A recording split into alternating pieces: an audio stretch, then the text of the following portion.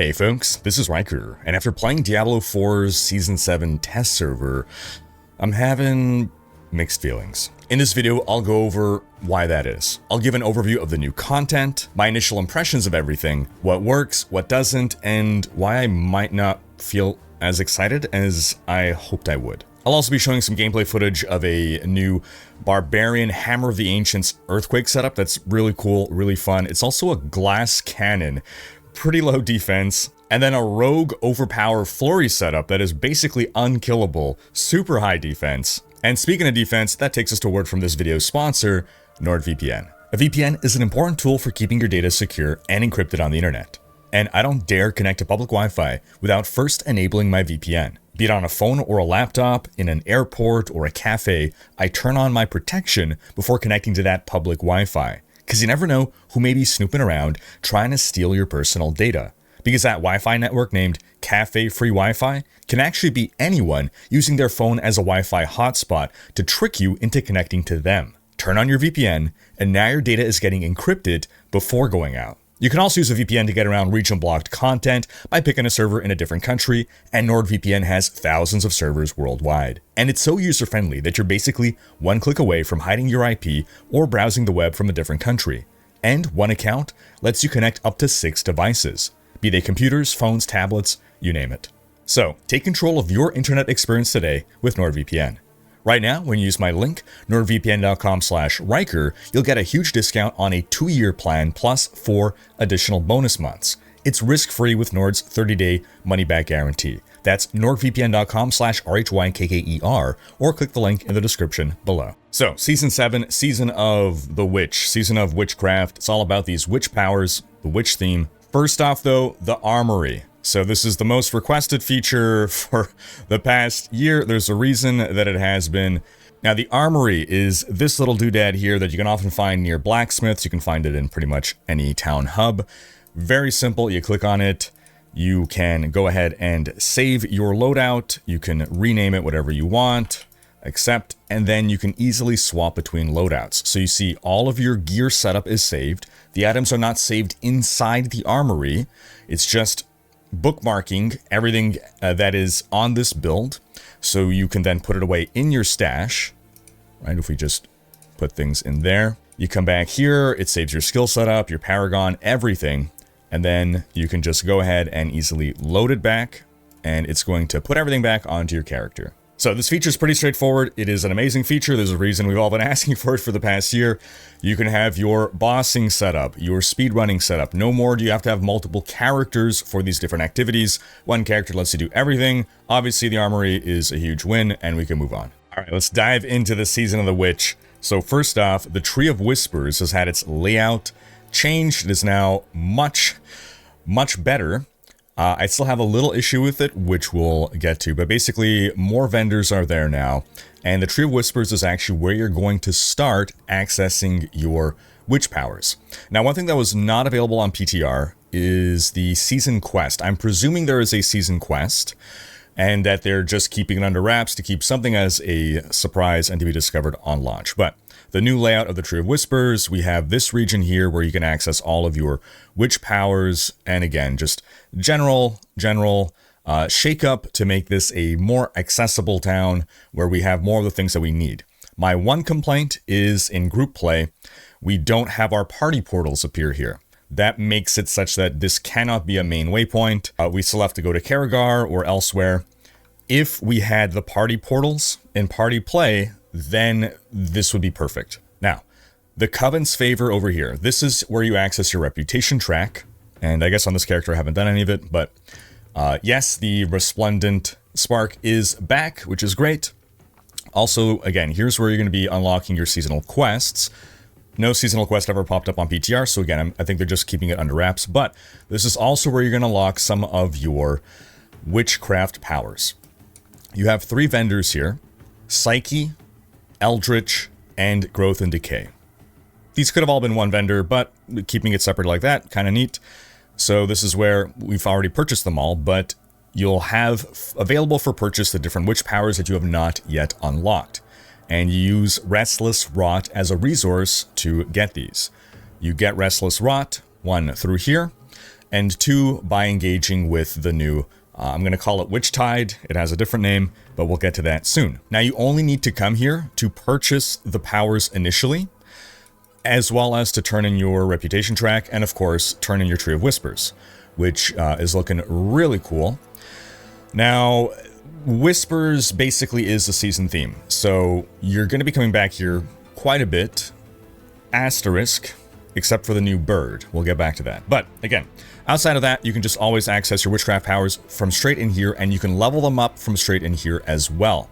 Also, you only have to do this one time. It is shared across all your characters' fantastic change, which actually makes some of these witch powers really good for leveling alts. We'll get into that shortly here, but there are different classes of powers. So these are the unique powers. You can only have one of them equipped. These are the 4 down here. Pyranado is absolutely awesome. I'm very happy with Pyranado. But outside of that, you'll note that these have different tags on them. Eldritch, Summon, Hex, Psyche. So there's 3 tags that powers could have. I think the minor powers all have one of 3 tags. Or no, actually not necessarily. So this one does not have a tag. But otherwise, there are Psyche powers, as we went over here, right? You have your Psyche powers, you have your Eldritch, and you have your Growth and Decay. Why do they have these tags? Well, because some powers may activate other powers based on categories and such. So for instance, Pyranado, when an enemy is afflicted by both a Hex and an Aura, a Pyranado is summoned. So if you want to rock a Pyranado, then it's a good idea to get a Hex and an Aura, at least one of each, if not multiple. So each of these powers can be ranked up to rank 20. And they also, similar to legendary gems, legendary glyphs, they unlock a secondary effect once you get them to a certain level. And it actually depends. Different powers, different witchcrafts will unlock their secondary effect at a different rank. So here you can see at rank 10. This is at rank 7. So as I was leveling up a character, I found myself making different choices of different selections of which witchcrafts that I want to work into my build based on my build, and then also which one I wanted to level up in which order based on what that secondary effect is and how long it takes to level it up. So I did get to make, in my opinion, some pretty neat choices there. But one general comment that I have on the witch powers is that I definitely liked some of them more than others, and I think it largely came down to in the heat of combat. So first off, all these powers are passive. You can never manually activate any of them. They're either always in effect or they're going to trigger under specific conditions, again like Pyranado. When Hex and Aura happen to affect an enemy, then boom, it summons this Pyranado by itself. So because these are all passive things that are just doing their own thing, it can be easy to not recognize that they're actually doing anything, that they're working or not. Especially if you're playing in a party, in the chaos of battle, there's just a bunch of stuff happening and it's not always clear what is your stuff versus what is someone else's stuff versus what is stuff you're actively doing or passively happening. So what I found was the witchcraft powers I liked the most were those that were obvious. So the Pyranado, it's obvious both from a visual perspective and from an effect perspective, where you see this Pyranado, you see it spawn, and you see it having an effect by sucking in enemies. Similarly, with the cycle, you see the flowers spawn. It wasn't always clear to me that the flowers were doing anything, but visually, I see, I am doing something, this is my power that I selected. Whereas a lot of these minor powers, to me, feel like they fall into the category of like, I don't know, maybe it's doing something. And I think back on what were our favorite powers in Season 2. You know, Metamorphosis, when you evade, you press a button, you transform into bats. It's visual, it has an effect, right? It alters how your evade works. It's triggered manually. The one where it summons a bunch of blood orbs all over the screen, and when you run into them, they start chain exploding everywhere. Again, very visual, very obvious. You are manually running into it to make it happen. So again, I think a lot of our favorite effects are things that are either visually or from a gameplay perspective obvious that they're doing things, or ideally both together. I know one of these summons a frog, and the frog, because there's already a bunch of monsters on screen, I don't visually notice him. But once you level up your frog to a sufficient level, he starts with his tongue pulling in enemies. So at that point, I started to feel my frog. I couldn't see him, but I could feel his effect. So from that perspective, I did start to appreciate the frog more once I leveled him up. But yeah, for the most part, the only time I really started to care about these powers was when, oh, I got the cycle and now I'm seeing these obvious effects. But as for the powers themselves, they're useful, right? As I was picking them, I did feel myself making choices based on the build that I had. How can I complement my build? Here's one that generates, barrier. So if I'm building towards barrier and building up damage with barrier active, there's the theory craft part of it was interesting. I do have a concern though that I have 2 endgame characters. So I made 3 characters, a druid for leveling and then a barbarian and a rogue for endgame. Both my barbarian and my rogue basically share an identical witchcraft setup. I really hope that there isn't going to be just one best-in-slot witchcraft setup for most builds. I hope that's just a failure of imagination on my part. But right now, yeah, I'm concerned that the meta is basically going to be PTR and then stacking a bunch of auras and hexes to maximize damage of occult gems, which we'll get to in a bit. I'll also mention another concern that I have is a lot of these powers deal fixed amounts of damage. And anytime you have something that deals a fixed amount of damage, it's really difficult for it to scale up properly into endgame. They might be okay in T4, I'm not sure, but I just don't see how they're going to scale damage into higher pit levels, which basically means a lot of these powers are effectively useless for endgame. They're maybe good for leveling.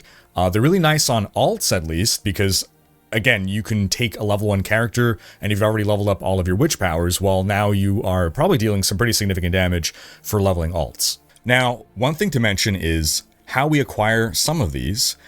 There is a lost power, the PTR itself, unlocked by finding a forgotten altar in one of the many dungeons around Sanctuary. So all of these, you can purchase this from the tree, purchase. The PTR, you cannot purchase, you are at the mercy of RNG to find it. And I actually found mine while running a pit, which was actually an exciting moment because pits are generally very straightforward. There's no surprises. I'm running through a pit and I see this altar and I'm like, what is that? And I click it and I got my PTR and that was really awesome. So the next thing outside of the witch powers are the occult gems, and these are more endgame things. I think I have some here, right? So there's different tiers of occult gems, and there's a whole system of acquiring these and leveling them up. There's a whole hunt behind them to eventually power up. There's a crafting game behind getting your highest tier occult gems. So I have 3 equipped here. And again, this is where my concern comes in of there being a very fixed meta, or a very similar meta across different endgame builds. But presumably, as you are going through your experience of acquiring these, you're going to rotate through different occult gems. So first off, these are always better than... These are going to replace regular jewelry gems because they already give armor and all resist. They do not want them to compete, which is good.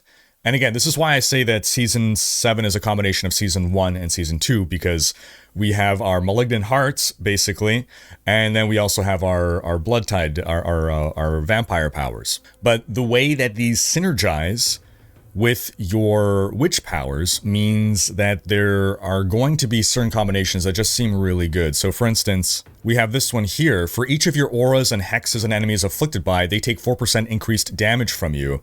Well, that's why I just put like 5 different witch powers, aura, hex, aura, hex. That's 4 times 5. That's a 20% damage multiplier right there. Overall, though, I do like this interplay between these items and the powers. My only concern here really is about the balance, and I haven't done enough rigorous theory crafting or testing to know how balanced they are, but I definitely have a question mark there. Okay, but let's now talk about the core mechanic here, the core activity. I'm calling it Witch Tide. I don't know what the actual term, Headhunt, is the actual term. We all call them derivatives of Helltide, right? You have Helltide. Season 2 was Blood Harvest, I think. We called it Blood Tide. So now we're on to Witch Tide. So Headhunt. This is another colored zone season, but it operates differently in that you'll notice we have multiple zones active at a time. So that's a nice little twist, and each zone has its own timer. This is 38 minutes. This is 29. This is 18. This is 8. And this is 48. So there's always a zone up, and there's basically a bunch of whispers in here to do. Because again, the main thrust is completing whispers, because completing whispers advances all your stuff. And doing them in these headhunt zones as well is what's going to maximize your efficiency and leveling up your powers. So nice little twist in how these things spawn. It gives you a bit more variety. You're actually going to be dipping in through multiple zones. You're not going to stick in the one zone because it's relatively fast to complete whispers.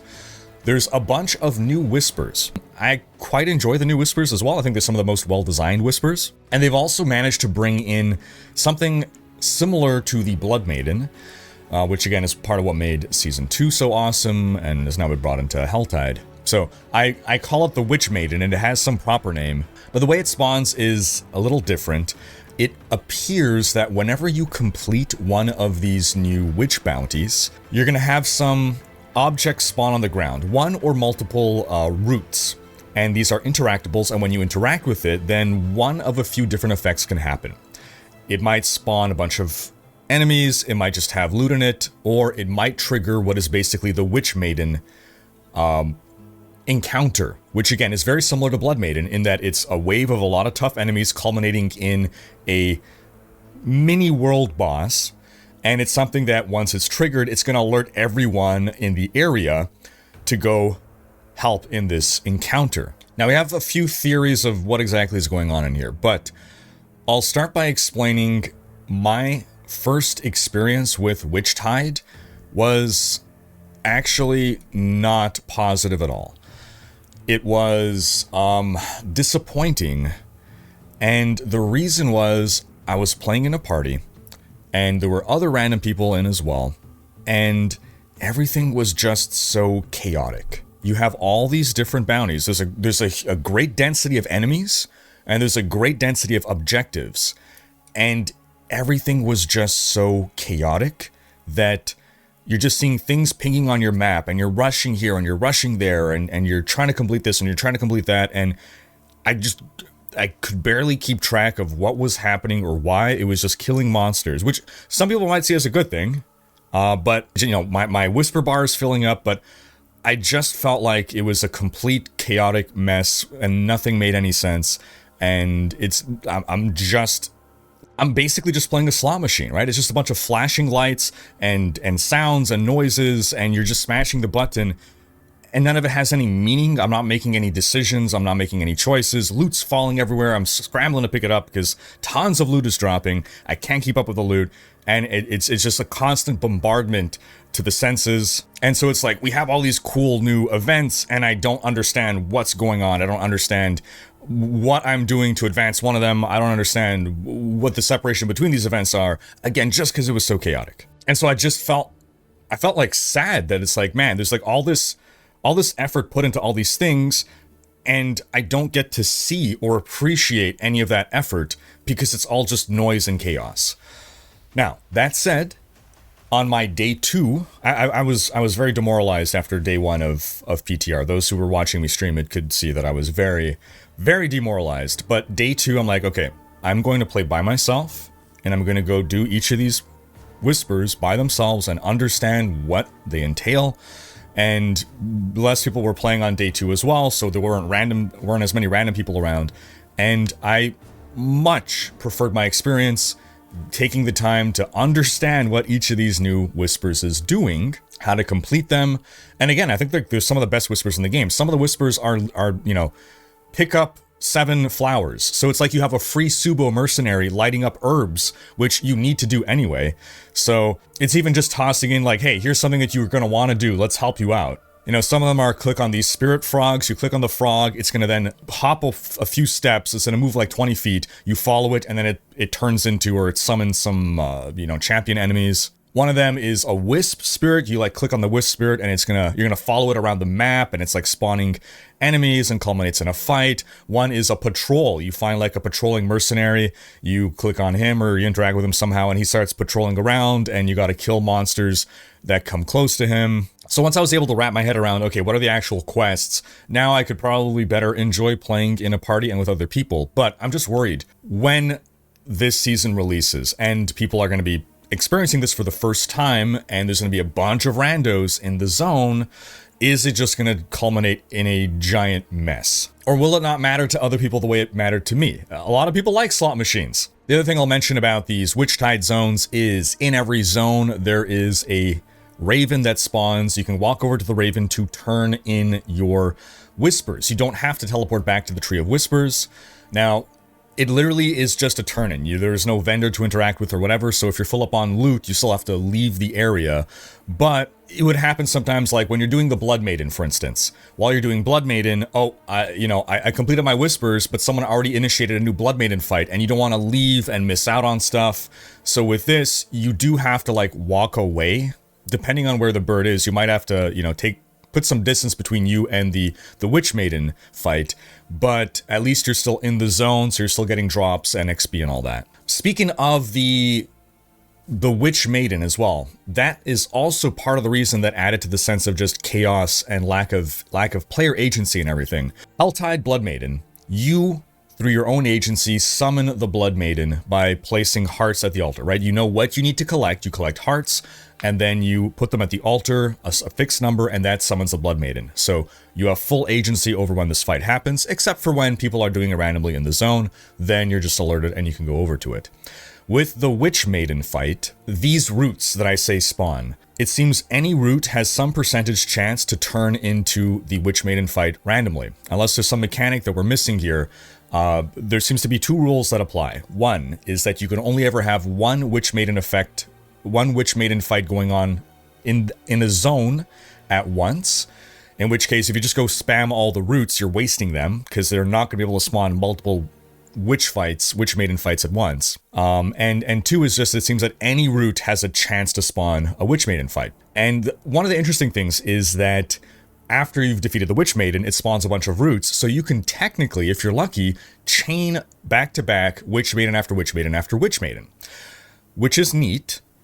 The thing is, again, there's just a lack of agency. So again, my day one experience, just a bunch of chaos, quests going off, whispers being completed, and then Witch Maiden being spawned, and I'm like, well, what did I do to spawn this? Who's spawning this? How is this happening? The advantage of having it spawn randomly is that it's not always in the same locations, so it does encourage more mobility, more movement throughout the area. It does also, I guess, give a little bit of that jackpot feeling of, when you click on the root and it summons the Witch Maiden, it's a feels good moment. But again, overall, just the downside of the huge amount of density and how closely packed these whispers are, which you'd think are good things. The downside is that you're kind of incidentally just completing these as you're just going around fighting monsters and randomly clicking on things, which again, it just kind of makes it all feel like a slot machine where your input doesn't really matter, your decisions don't really matter, things are just happening. And I hate to say it because on paper, a lot of these changes are positive, yeah, more density, we would love that. Yeah, being able to complete whispers while we're doing other things, that's great. But it's just hard to feel excitement over things that are just kind of happening passively or incidentally. Now we also got some new runes, some new legendary powers, balance changes. We'll talk big picture about the state of balance in Season 7, or at least how it's looking before any further changes. So first off, the Spiritborn has been brought down to a more reasonable power level. It's still going to be a very strong class, but it's not stupid bonkers OP. Good change. Right now, Razor Wings is looking like it might be the new top Spiritborn build. We'll see. But overall, Spiritborn in a very good place. Sorcerer, we knew from the balance changes, the removal of the burning synergies, that Sorcerer was going down a notch. It does seem to be possibly in the worst class state of the season. Again, it's really hard to tell. It's very early, but Sorcerer seems to have been taken down a peg relative to Season 6. Ball Lightning is back. Ball Lightning on the rise. Ball Lightning might be the best Sorcerer build. But then every other class is going up. Relative to Season 6, every other class is rising in power. The big winner of Season 7 is looking right now to be Necromancer. Shadow builds in particular seem crazy strong. But yeah, overall, Necro is looking like the #1 strongest class of Season 7, with Spiritborn coming in second. Druids right now, it seems Druids are cursed on PTRs. They always have something.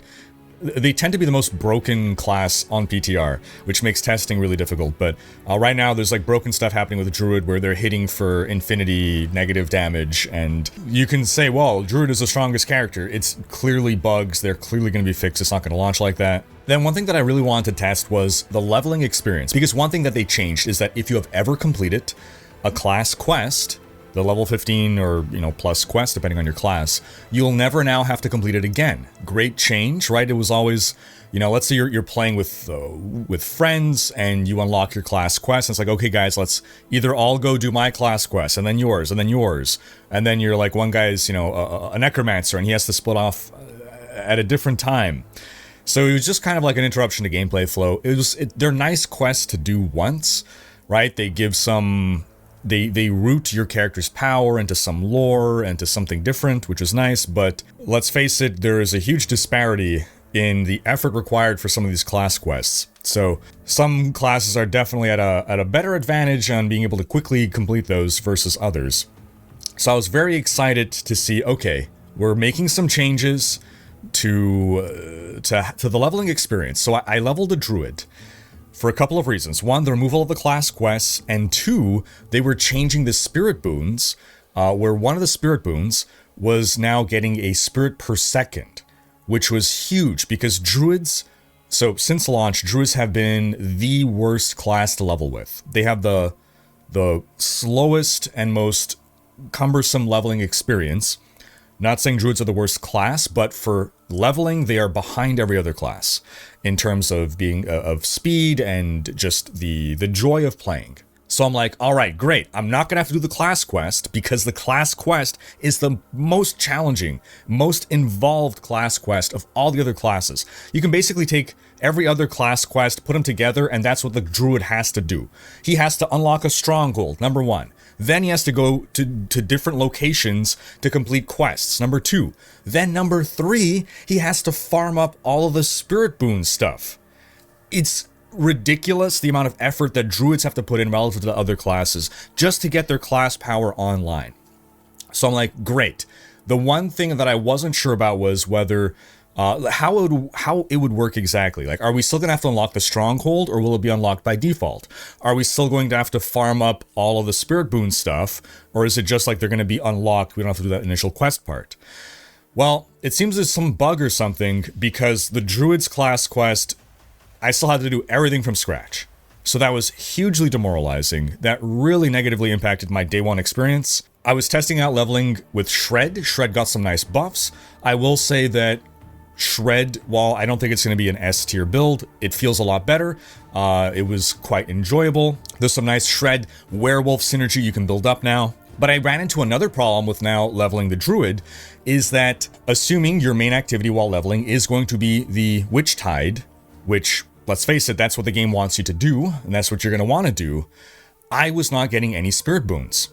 Any of the whatever the thing you need to level up your spirit boons. I'm pretty sure that you need to be killing animals, and in these Witch Tide zones, none of the enemies are the correct type to drop those spirit boon powers.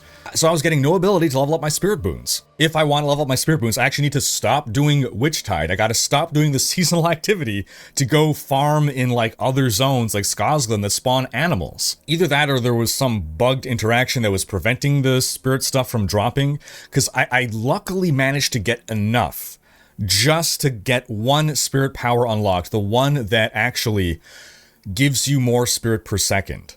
And one thing I must say, the druid leveling experience from that perspective, from a gameplay perspective, was tremendously better. I was not starved for my mana resource. It felt so much better to actually play the druid, outside of having to level up all my stuff, right? The actual moment-to-moment gameplay experience, I have to say, was tremendously improved. Combine that with witch powers that was able to sap mana from enemies as well.